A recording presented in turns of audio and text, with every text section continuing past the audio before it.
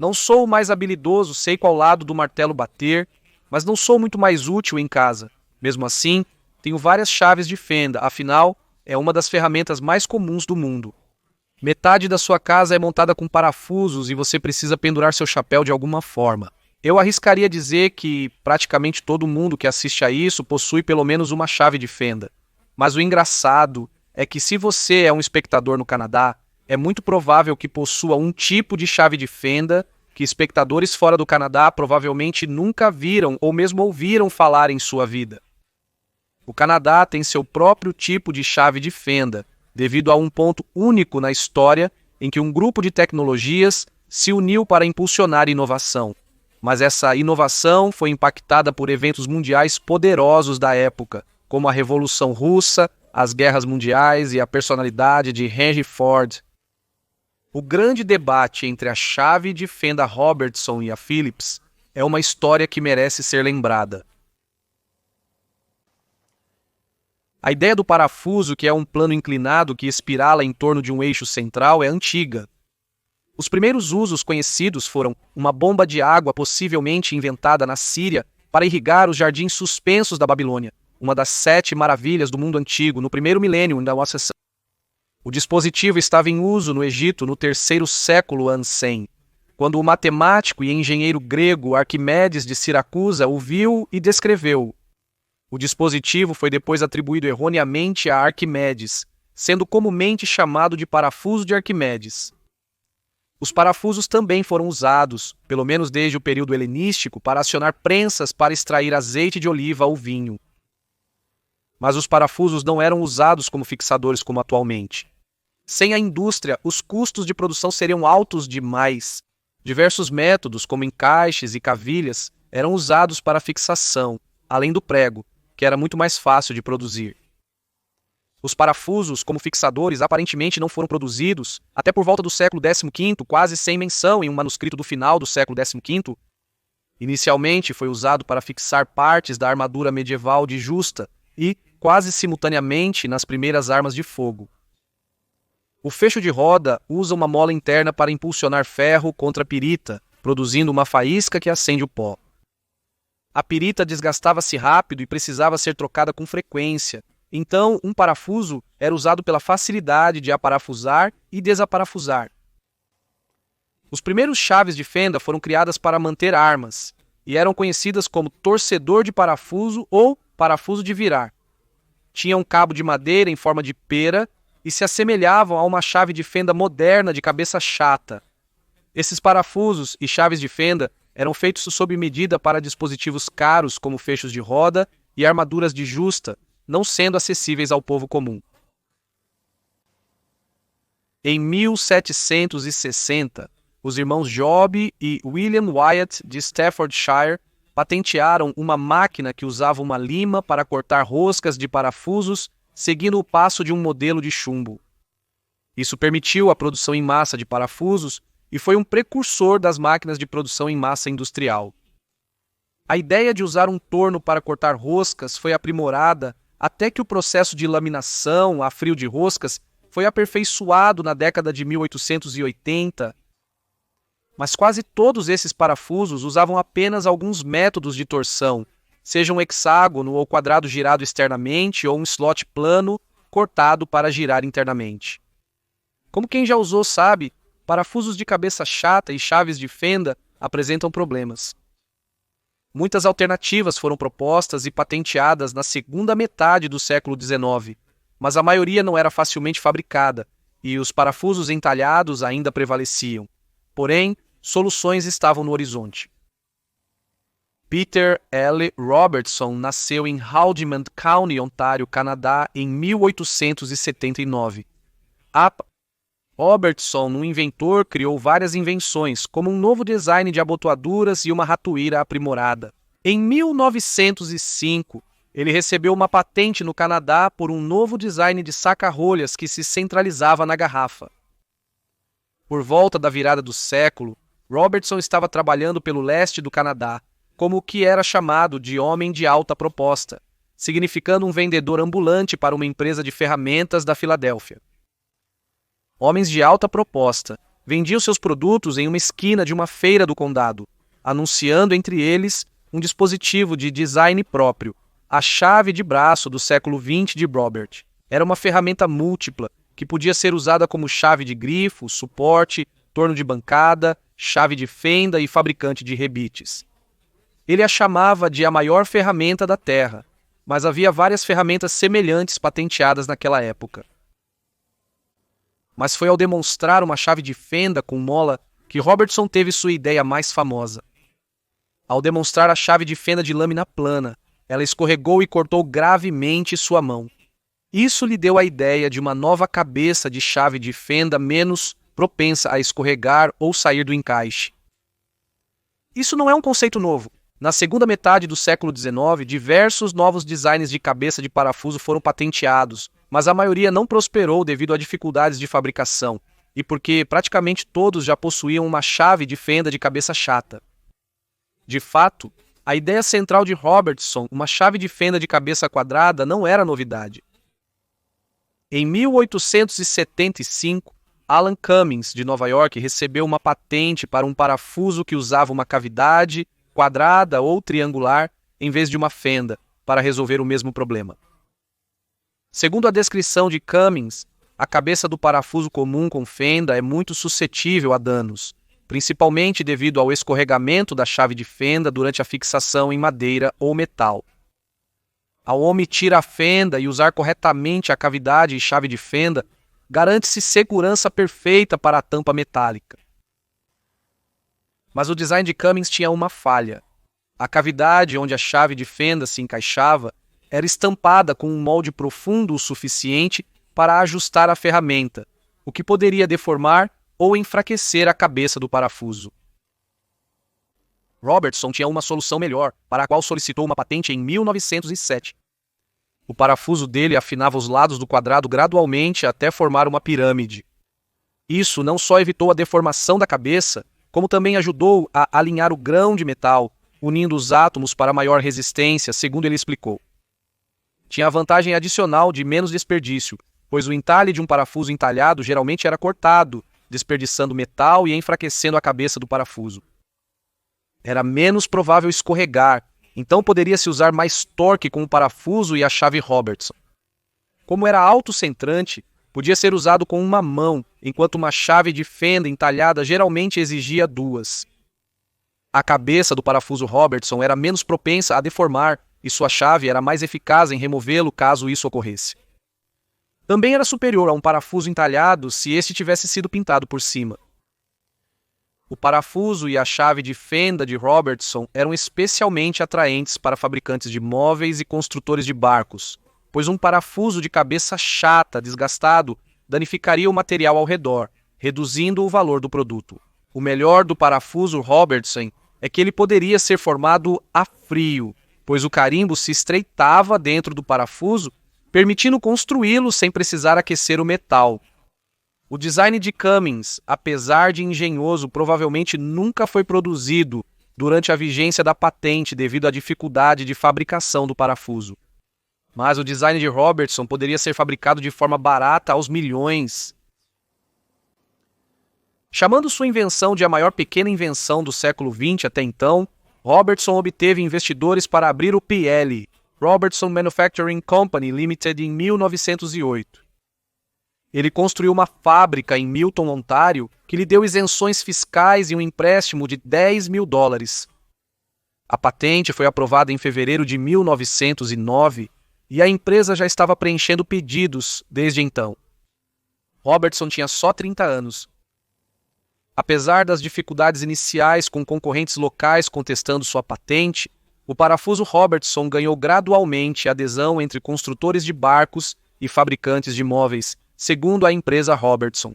Em 1913, a Fisher Auto Body abriu uma fábrica em Walkerville, Ontário, produzindo peças de madeira para o Ford Model T. O parafuso Robertson trouxe grande vantagem para a fabricação, e a Fisher se tornou um dos maiores clientes da Robertson, usando cerca de 700 parafusos por carroceria. Robertson mais tarde projetou um parafuso para metal para ser usado na carroceria toda de metal do Ford Model A. Tendo recebido patentes internacionais, Robertson viu a oportunidade de expandir para o exterior, e assim ele foi para Gillingham, Inglaterra, e estabeleceu uma empresa chamada Recess Screw Company. Ele comercializou para a indústria britânica usando o slogan "o parafuso que agarra o motorista", mas seu verdadeiro plano era fabricar parafusos na Inglaterra e vendê-los na Alemanha e na Rússia. E a Primeira Guerra Mundial, a Revolução Russa, frustrou seu plano. Os parafusos de recesso foram usados na produção de guerra durante a Grande Guerra, fabricando agulhas de disparo e pinos de granadas de mão. No entanto, após a guerra, eles falharam. Houve diversos fatores, como excesso de oferta pós-guerra e ações de investidores inescrupulosos, mas Robertson renunciou como diretor da empresa. Contudo, a empresa canadense prosperava e Robertson buscou expansão para os Estados Unidos da América. Ele tentou um acordo com um fabricante em Buffalo, Nova York, mas a empresa queria participar das decisões de fabricação. Robertson, possivelmente ressentido por sua vivência na Inglaterra, negou-se a ceder esse controle. Então Henry Ford entrou em cena. Uma análise mostrou que o uso de parafusos Robertson nas fábricas da Ford, no Canadá, economizou $2,60 por carro, uma economia significativa para um veículo vendido por apenas $390 e produzido aos milhões. Ford queria usar parafusos Robertson em todas as suas fábricas nos Estados Unidos da América, mas Ford exigia um contrato exclusivo. Robertson se recusou a abrir mão do controle sobre sua invenção. Quando o negócio fracassou, Robertson perdeu os contratos com a Ford na América e no Canadá, que representavam quase 1/3 de seus negócios. Após 3 tentativas fracassadas, Robertson decidiu não mais licenciar seus parafusos fora do Canadá. Suas habilidades de marketing fizeram desses parafusos e chaves de fenda a escolha no Canadá, mesmo sendo praticamente desconhecidos logo após a fronteira dos Estados Unidos. A Ford ainda usava parafusos planos, que causavam mais problemas nas linhas de montagem automatizadas. Se um parafuso escorregasse, atrasava a produção e desperdiçava tempo. A solução começou com um pedido de patente em 1932 por John P. Thompson, um mecânico de automóveis de Portland, Oregon. O novo design de parafuso de Thompson tinha formato de cruz. Assim como o parafuso de cabeça quadrada, essa não era uma ideia nova. Patentes anteriores para parafusos com cabeças em forma de cruz empurravam o metal à frente da ferramenta, perturbando a distribuição do metal e tornando a cabeça do parafuso extremamente frágil, como explicado no pedido. A solução de Thompson era semelhante à de Robertson. Ao afunilar a cabeça do parafuso, uma matriz estrela poderia ser usada sem distorcer o metal, e o design afunilado tornava o metal mais forte. Além disso, ao afunilar o parafuso, uma chave de fenda poderia ser usada mesmo que não fosse do tamanho exato, e o novo parafuso de cabeça cruciforme se encaixaria melhor, sendo menos propenso a escorregar do que um de cabeça chata. Em 1933, quando a patente foi concedida, Thompson a transferiu para Henry Frank Phillips. Assim como Robertson, Henry Phillips também foi um vendedor ambulante. Quando a patente foi transferida para ele, era diretor administrativo da empresa de mineração Oregon Copper Company. Não se sabe ao certo por que Thompson transferiu a patente para Phillips. Thompson pode não ter conseguido vender a invenção ou encontrar investidores, mas também é possível que já tivesse um acordo com Phillips quando registrou a patente. Mas Phillips refinou o design e recebeu mais patentes. Diferente de Robertson, Phillips não planejava fabricar parafusos, mas sim licenciar as patentes para a produção e receber royalties. Não surpreendentemente, Phillips recebeu muitas rejeições de empresas que lhe disseram que sua nova invenção não tinha perspectiva de sucesso comercial. Mas Phillips acabou convencendo Eugene E. Clark, da American Screw Company de Providence, Rhode Island, a fabricar o design. Em 1934, o parafuso estava disponível para os consumidores. A tendência de escorregar era um problema particular para a fabricação, que já usava ferramentas elétricas naquela época, dificultando o aperto de parafusos. A solicitação posterior de patentes de Phillips parece ter reconhecido a vantagem. Uma aplicação de 1934 disse que a falha do parafuso com fenda em reter a lâmina do driver especialmente em operações acionadas por energia, é perigosa para o operador e prejudicial para o trabalho. Ficou evidente o mercado que ele vislumbrou para seu design. Em 1936, a General Motors foi convidada para testá-lo. O parafuso de cabeça Phillips foi usado pela primeira vez na General Motors no Cadillac de 1936. As vantagens para indústrias grandes e pequenas eram óbvias. Os clientes elogiavam o tempo de trabalho economizado. Em poucos anos, quase todas as montadoras americanas, incluindo a Ford, adotaram os parafusos de cabeça Phillips. A indústria de aviação e ferroviária também mudou. Em 1939, 20 empresas possuíam licenças para fabricar parafusos Phillips. Em 1940, 85% dos Estados Unidos da América, fabricantes de parafusos tinham licença para o design e a empresa faturou mais de United States dólares, 1,3 milhão ajustados. Apesar das restrições nas licenças estrangeiras durante a Segunda Guerra Mundial, o parafuso de cabeça Phillips se tornou um padrão industrial entre os fabricantes bélicos. Os inúmeros aviões e veículos motorizados construídos pelos Estados Unidos da América durante a guerra foram majoritariamente montados com parafusos de cabeça Phillips. Quando as patentes de Phillips expiraram nos anos 1960, havia mais de 160 licenças domésticas e metade desse número de licenças estrangeiras. Enquanto Robertson tinha o Canadá, os parafusos Phillips são, segundo estimativas da indústria, o tipo de parafuso mais popular no resto do mundo. O debate sobre qual é melhor, a chave de fenda Robertson ou a Phillips, continua acalorado e tem se intensificado recentemente, pois a internet e o comércio justo facilitam a compra de parafusos e chaves Robertson fora do Canadá.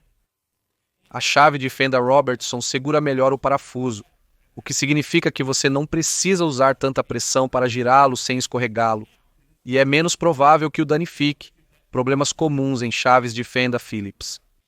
Entretanto, a capacidade de escorregar traz benefícios para a fabricação. Com um parafuso de cabeça Phillips, quando a máquina o ajusta, ele escorrega, impedindo que seja apertado demais.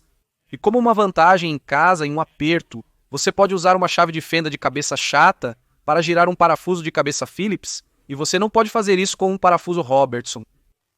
A cabeça Phillips domina quase todo o mundo, exceto no Canadá, onde as chaves de fenda Robertson ganharam espaço, principalmente entre fabricantes de móveis e barcos. As discussões se complicam devido às muitas alternativas no mercado, algumas compatíveis com os drivers existentes. As patentes da cabeça Phillips já expiraram há muito tempo. A empresa de parafusos Phillips hoje desenvolve e licencia alguns desses novos tipos de parafusos e drivers. O parafuso de cabeça Phillips foi tão bem sucedido que pode ter sido bem sucedido demais. Em 1947, o governo federal acusou a Phillips e outros fabricantes de práticas anticompetitivas, como fixação de preços e supressão da concorrência. A 1948 foi um decreto que reduziu a capacidade da Phillips de fazer cumprir suas patentes. Os parafusos Robertson e Phillips foram o ápice do desenvolvimento da tecnologia de parafusos ao longo de algumas centenas de anos, e foram dois tipos que se destacaram em uma era em que havia muita inovação no campo. É irônico que a Primeira Guerra Mundial impediu o desenvolvimento internacional do parafuso Robertson, enquanto a Segunda Guerra Mundial impulsionou a popularização do parafuso de cabeça Phillips. E os destinos, relativos entre os dois, dizem que a invenção não é apenas sobre a inspiração e, com trocadilho intencional, a determinação do inventor, mas de uma interação complexa com forças históricas e personalidades poderosas. Coisas que podem impactar todas as ferramentas na caixa de ferramentas. Espero que tenha gostado deste episódio do History Guy, com pequenos trechos de história esquecida de 10 a 15 minutos. Se gostou, por favor, clique no botão de curtir. Se tiver perguntas, comentários ou sugestões para episódios futuros, escreva-os nos comentários. Responderei pessoalmente. Siga o History Guy no Facebook, Instagram, Twitter e confira nossos produtos em teespring.com. E se você quiser mais episódios sobre a história esquecida, tudo o que você precisa fazer é se inscrever.